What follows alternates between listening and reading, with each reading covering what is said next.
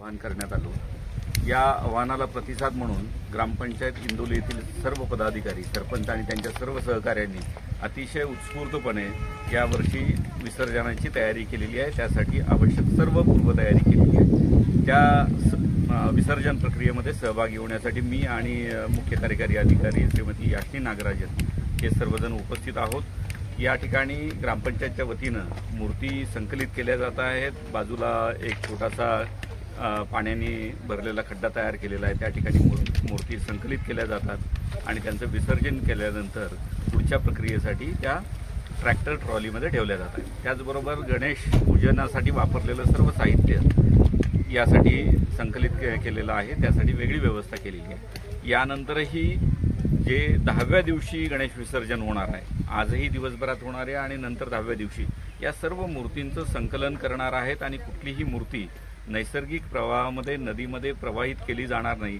यासाठी ग्रामपंचायतचे सर्व पदाधिकारी यावर्षी कटिबद्ध झालेले आहेत। मी सरपंच आणि त्यांच्या सर्व सहकाऱ्यांचं अभिनंदन करतो की त्यांनी माननीय मुख्यमंत्री आणि सर्व शासनाने जे आवाहन केलेलं होतं, राज्य उत्सव म्हणून गणेशोत्सवाला मान्यता यावर्षी देण्यात आलेली आहे, त्यांच्या आवाहनाला प्रतिसाद म्हणून ग्रामपंचायत इंदोलीने पुढाकार घेतलेला आहे। या ग्रामपंचायतचं अनुकरण जिल्ह्यातील सर्व ग्रामपंचायत करतील अशी अपेक्षा आहे।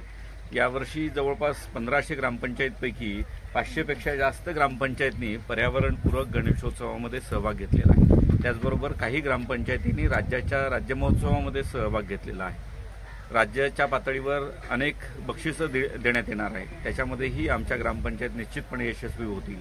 काही गणेश मंडळं त्याच्यामध्ये यशस्वी होतील आणि सातारा जिल्हा हा पर्यावरणपूरक गणेशोत्सव साजरा करणारा जिल्हा म्हणून राज्यभर ओळखला जाईल अशी आमची अपेक्षा आहे। धन्यवाद।